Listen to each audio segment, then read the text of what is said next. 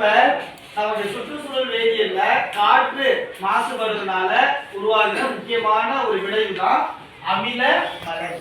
இந்த அமில மழை எப்படி உருவாகுது, ஏன் உருவாகுது, இதனால நமக்கு என்ன பாதிப்பு அப்படிங்கிறது தெரிஞ்சது ரொம்ப ரொம்ப முக்கியம். ஜெனரலா நமக்கு வந்து மழை வந்து மேகங்கள்ல இருந்து வரதான் மழை, சாதாரண மழை. சாதாரண மழையோட pH மதிப்பு பாத்தீங்கன்னாக்க 5.6 இருக்கு. ஆல்ரெடி நமக்கு தெரியும் இந்த pH அப்படிங்கிறது 0ல ஆரம்பிச்சு 14 வரைக்கும் இருக்கும். இது 7ங்கிறது நியூட்ரல் நடுநிலைன்னு அர்த்தம். 0ங்கிறதுனா இந்த பக்கம் அமிலம் அதிகமா இருக்கும், கீழே வந்தா காரம் அதிகமா இருக்கும். இப்ப மழை நீரோட pH எவ்வளவு? இந்த pH எது? மழை நீர். இந்த மழை நீரோட pH மதிப்பு எவ்வளவு இருக்கும்? 5.6 இருக்கும். இப்ப 5 இந்த pH மதிப்பு வந்து pH மதிப்பு 5.6க்கு குறைவா இருந்துச்சுன்னா, அதாவது 5.5 5.4 இது கம்மியா போக போக அந்த மழை நம்ம என்ன சொல்றோம்? அமில மழைன்னு சொல்றோம். சரியா? இந்த அமில மழை எப்படி உருவாகுது அப்படின்னாக்க, நம்ம காற்று மாசுபாடு காரணமாக இங்க நம்ம என்ன பண்றோம், நிறைய பெட்ரோல் டீசல் யூஸ் பண்ணி கார் பைக் எல்லாம் ஓட்டுறோம். அப்ப அதனால புகையெல்லாம் வரும். அதுக்கப்புறம் நமக்கு கரண்ட் தேவை அப்படின்னால இல்லத்தை நிறைய இருக்கிறோம். சரியா? அதுல இருந்து முக்கியமா பெட்ரோல் டீசல் தேவையான இந்த புதை படிவ எரிபொருட்கள் கீழே இருக்கிற இலக்கிய குச்சி எரிக்கிறதுனால நைட்ரஜன், சல்பர், கார்பன் இதனுடைய ஆக்சைடுகளான என்ன ஆக்சைடு வரும்? இதுக்கு கார்பனுக்கு carbon dioxide, carbon monoxide. அதே மாதிரி நைட்ரஜனுக்கு நைட்ரஜன் டை ஆக்சைடு, சல்பருக்கு சல்பர் டை ஆக்சைடு.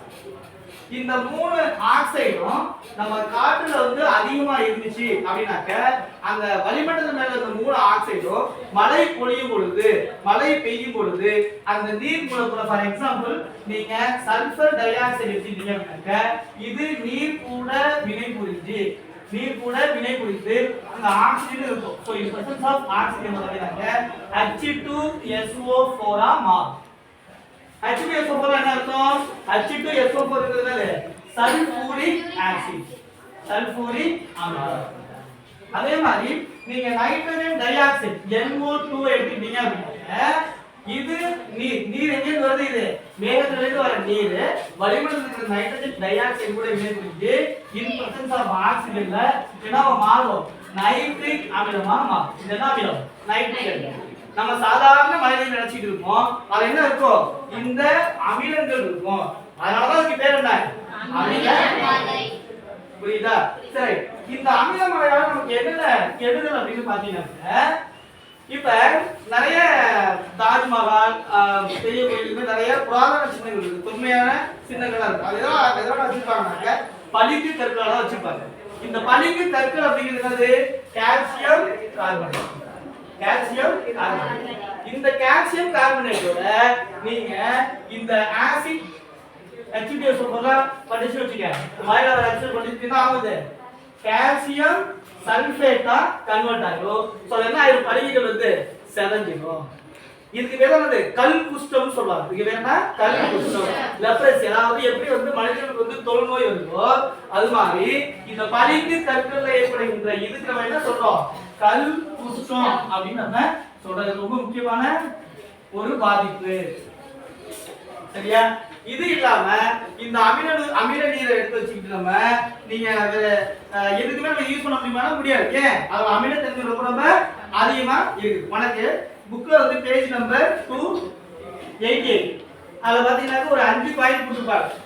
அமிலமழை வந்து நீங்க இதே தண்ணியில குளம் ஏரி கடலாம் வச்சுக்க, அதுல அமிலத்தன்மை அதிகரிக்கும். அதை குடிக்கிற விலங்கினங்களுக்கும் பாதிப்பு ஏற்படும்.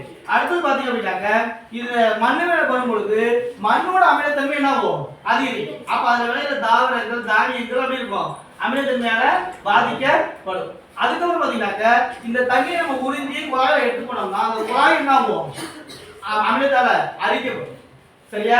சோ இது மாதிரி இந்த அமில மழையினால பூமியில வாழ்ற எல்லா உயிரினங்களும், தாவரங்கள், விலங்குகள், மனிதர்கள் அனைவருக்கும் என்ன வந்துடும்? தீய விளைவுகள் ஏற்படும். அதை தவிர்க்கணும் என்ன பண்ணணும்? சுற்றுச்சூழலை மாசுபடுத்தவே கூடாது. குறைஞ்சபட்சம் என்ன பண்ணணும்? எப்போதுமே வந்து பைக்ல போகாம வாக்கபிள் டிஸ்டன்ஸ் என்ன பண்ணணும்? நடந்து போகணும். மேக்ஸிமம் பாத்தீங்கன்னாக்க புகை வாங்குறது வந்து என்ன பண்ணக்கூடாது, நம்ம விரும்பவே கூடாது. இப்படி பண்ணோம்னாக்க இப்படி பண்ணோம்னா அமிலமடைய குறைச்சிடலாம். இதுல இருந்து உயிரினங்களை என்ன பண்ணலாம், பாதுகாக்கலாம். சரியா? ஓகேவா? Okay sir.